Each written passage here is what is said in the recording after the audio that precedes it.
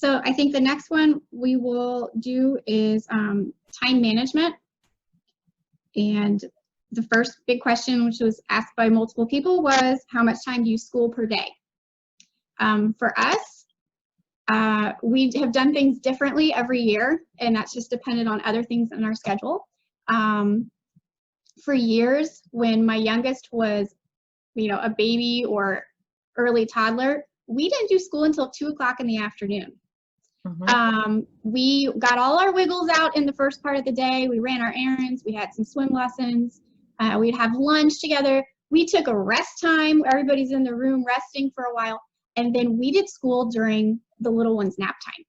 And that was very helpful until she stopped napping. And then as that adjusted, we got used to having her around it. And we'll talk about what to do with the little ones, I guess, as they're running around. But yeah, we didn't do school till 2 o'clock in the afternoon. Now we pretty much get up, eat breakfast, and do school, and then we're usually done by lunchtime. I've talked to a couple other moms who have more kids than I do. I only have 2. And one of our friends has 9. Some of you may know who I'm talking about. And she said they're usually done by noon.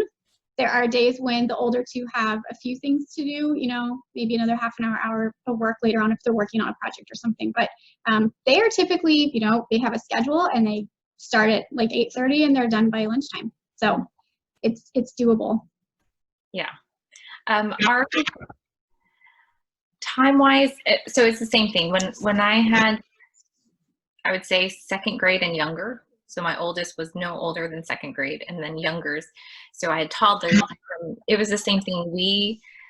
We did a lot of free play in the beginning of the day, and when half of the crew was napping, then I can do my one-on-one time with my olders, because the phonics required us one-on-one, and same with math.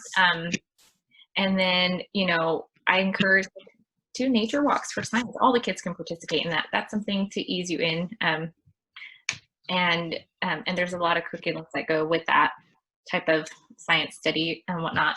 We do a lot of read alouds, and so everyone can participate in those types of things. So, it depends on the age groups. Now that everyone's, even in the last year or 2, with only 1 toddler and the rest needing school,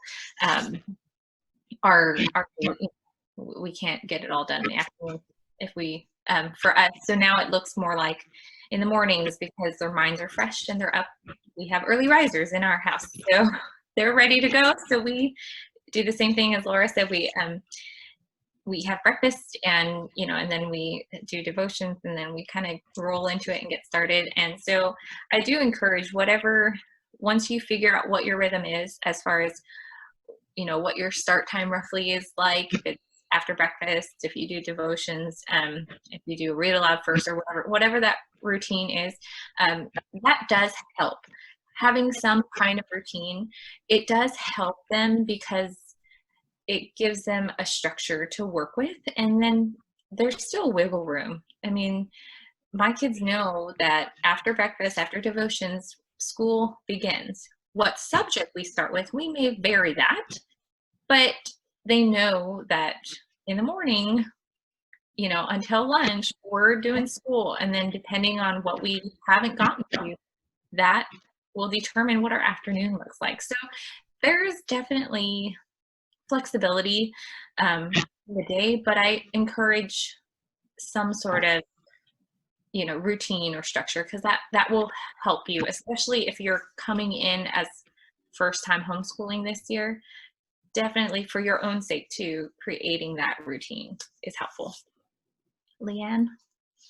Well, one thing I'm going to add is I don't feel like you have to keep a school bell schedule also. I mean, I definitely think routine is key, but it does not have to look like a school classroom. So that was really hard for me, because I was a classroom teacher before I had children. So to throw that idea out the door was a hard thing to do, but it was so worth it, especially once students are upper elementary and middle school and they start entering those years of puberty.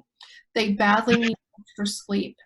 And one of the things that we did was we determined what time they went to bed every night. They had to turn in, well, they didn't have electronics until My older ones were close to high school, and my youngers were middle school. So, you know, electronics weren't really a thing. But when they were, they had to turn those in. And, you know, we said, you need to be in your room with the light off at a certain time. And we let them sleep as long as they needed to sleep. And I found that that just made a huge difference in them being able to have a clear mind and to be able to function. And, you know, so some days our day didn't start till 9:30, 10 o'clock. And that was completely okay. And I know there's a question later on about how do I work part-time. I got a lot of stuff done before they got up in the morning. So that gave me a lot of free time to be able to do the things that I needed to do too. So you definitely need habits and routine, but don't feel that everybody looks the same way. Right. And I just want to piggyback on what you said about, you know, encouraging structure and routine, but also not holding to a traditional school time frame of like, we must start at 8 and we have to go till 3 or 2 or whatever, you know, and think that, okay, 1 hour in each subject.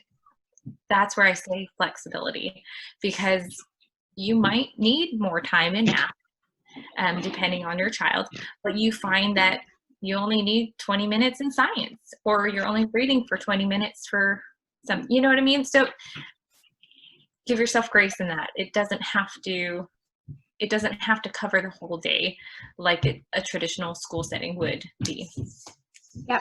I think some of that is just understanding if you've never homeschooled before or tutored, it just doesn't take as long one-on-one with kids as it would in a traditional school setting. So, so yeah, keep that in mind. There's somewhere I've seen charts before of how long it should take, you know, each grade. I would generally say like my kindergartner does about an hour of school. Yes. She's willing to do more, but you know, if she wants to tag along with some of our stuff, that's fine. If she wants to go play after, you know, she's done with her stuff, that's fine too. My 4th grader, his day is probably about 3.5 hours, unless he decides he wants to stare out the window for an hour or something, which is an ongoing problem. But no, yeah, our day is, you know, maybe like 3.5 hours for him. So as they get older, I mean, Leanne, you can talk about what a middle school, high school schedule would be more like, but it's just incrementally, you know, for each grade a little bit more. Yeah, for the most part now with my high schoolers, instead of saying you're going to do all the subjects every day, I would say this is what you need to do for the week. And sometimes they would do all of their history on one day, and they would do all of their English on a different day, or they might take their math and do one lesson per day. I know my son was taking a co-op class, and his time to write his papers were Sunday evenings. And he would be up till 11 o'clock or so writing, and he pulled off A's. And I'm like, if that's what works for you, then go for it.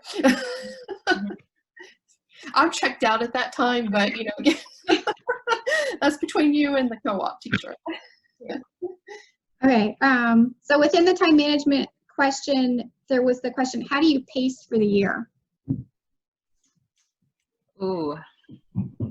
Leanne, do you want to take this first? Go for it. Well, yeah.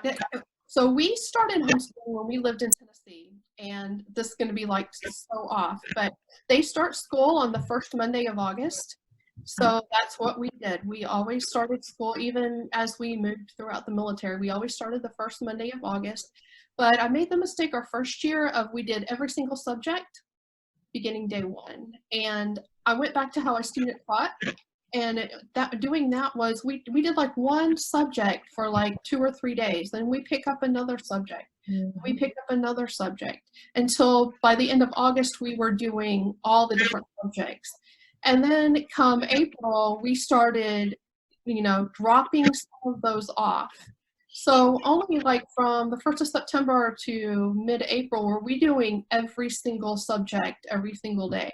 So it's kind of nice to ease into it and to be able to ease out. And that helped too with establishing routines, establishing relationships, and just kind of trying to feel what the group is and how that might be different than a classroom setting.